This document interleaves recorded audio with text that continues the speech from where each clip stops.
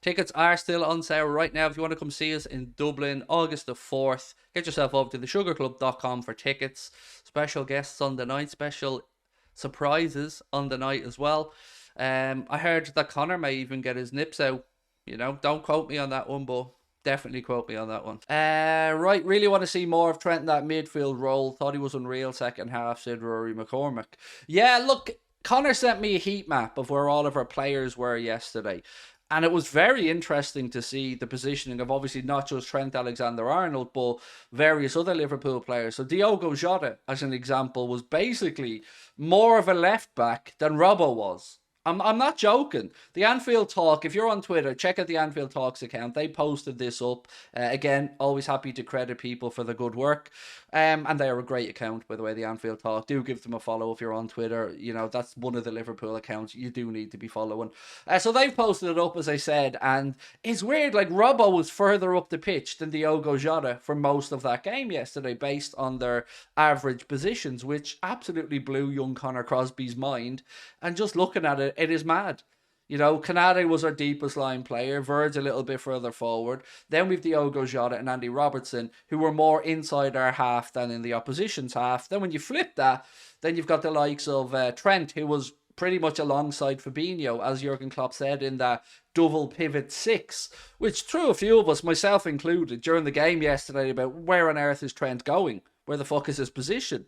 But it was intentional. It wasn't just that he wasn't running back, and it certainly had an impact. It certainly did make an impression on the game. And, Trent backed that up, but I think the most crosses, the most accurate passes, and a few other bits and pieces that I've seen. So, interesting from the manager. It made us go to a back three, pretty much. And I wonder, is this something that we're going to see from Klopp moving forward? Is Trent now going to basically be a right wing back, or, a double pivot six? I still think that we can be gotten at if that is the case, and I think we were gotten at a couple of times yesterday down our right-hand side. But again, Trent was involved in the game a lot more, was impactful in his involvement in the game, and, again, I still feel tremendous pride from having turned that game around from a 2-0 deficit to feeling like we should have won the game. And I'm incredibly proud of the lads for their performance. Do you think if we move Trent up to midfield, Connor Bradley deserves time at right back? I wouldn't say deserves, because, he's still a young man coming through, but he's an option, right? He's someone that Jurgen Klopp should definitely look at in the summer with regards to bringing him back in from his loan spell and giving him some pre-season games and see how he gets on, because Connor Bradley is full of running and effort and seems to have an engine that just goes on and on and on. And of course, he is from the island of Ireland, so I am a bit biased about it as well. We do love an Irish person, north or south, to be doing well and playing for Liverpool Football Club. So let's see what happens. Bradley's contract, Maddie's saying, is up in the summer. So, if you're Liverpool, you would be wanting to extend that, because I think he's shown enough in his loan spell that extend it a little bit longer. But it will be interesting, because he won't be short of suitors if he is to move on in the summertime. Is that not prime Liverpool with the fullbacks becoming wingers? It wasn't so much that Trent was a winger, though. He tucked inside more. He was almost like the right-sided number 6 in the system, and if you look at his average position. So yeah, it wasn't even that he was more of a winger, that he was more advanced. He was just tucked in, basically, alongside Fabinho. Jordan Henderson then ahead of him. Curtis Jones was pretty much halfway between Henderson and Trent, but on the left-hand side. Yeah, it was interesting. And it was good to hear Jurgen Klopp explain the thinking in his post-match stuff, because I was scratching my head trying to figure out what we were doing during the game. Was Trent just going AWOL and leaving Canade to cover, or was it, something Klopp did tactically? And it was something Klopp did tactically, so at least we've got a bit more of an explanation for it now. So how did you guys feel it went? I mean, the first 35 minutes, I think we'll all be in agreement that was just unacceptable on any level from the lads. But they absolutely turned it round. And you know what? It's good to see, because, as I said yesterday, we've seen the capitulation against Real Madrid from a 2-0 up position. We've seen the capitulation against Manchester City from, again, going ahead.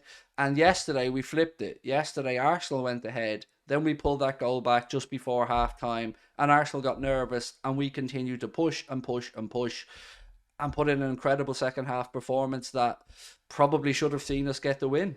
The idea of playing Trent where he played yesterday is intriguing, but we'd have to formally kind of go to a three at the back. We'd have to change it to a 3-5-2 or a 3-4-3 or whatever the hell you want to call it. And I don't know if Jurgen Klopp's going to be willing to do that long term. And if we did go to do that, I'd like to see us bring in another centre back just to make sure we'd enough cover. But it certainly worked yesterday, what Klopp did. You can't deny that. Trent really did have an influence on the game, was a big part of the reason we got back into it and got the draw. So, yeah, I just don't know if it's something Klopp will look to do on occasion or if it's something that he's going to look to do every week. Trent played a lot out of position yesterday in a midfield role and played all right there. He did. He played as a double pivot in a six, as Klopp said, and even the heat map of where the players were yesterday. And again, I credit the Anfield Talk for this. It's up on their Twitter account if you want to have a look at it. Trent was further forward than Jota yesterday on average. Jota was more of a left back in our system yesterday than Robbo was, if you look at the heat map. Craig, I don't know about you, but I think if we rebuild properly, then the only thing holding us back from putting in a very strong title charge is how quick the new midfield settles. Because I think Núñez will be at it next season and hopefully Diaz. Yeah, I agree. Look, we are going to have no shortage of attacking options next season. Our defence has been tinkered with enough that I think it's okay once we bring in another centre back. And yeah, midfield is just it. Moving on Matip, bringing in somebody younger, that makes sense from a centre back perspective. But the midfield is where it's at. That's where the work needs to be done this summer. And we can't nickel and dime it. We need to go and get it right. If Trent is to play in that double pivot six, I still feel he needs to do a little bit more defensively, because whatever way you phrase it, he would be a defensive midfielder, or he would be a quarterback, if you want to call him that. So he is going to have to brush up on his physicality in the centre of the pitch. How long will you give Diaz against Leeds? 20, probably. 20, 25, with a view to hopefully getting him starting for the next game to give him about 60.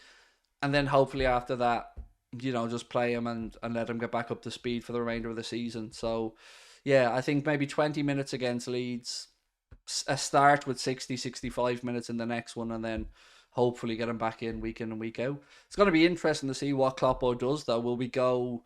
I mean, I've got a feeling we're going to see Klopp going with 4 attackers for the remainder of the season once we have Diaz back, because, Diaz will go into his natural left position. I think he'll probably put Darwin through the centre, and I think we may see Cody Gakpo in that second striker / link up to midfield role with obviously Mohamed Salah on the right.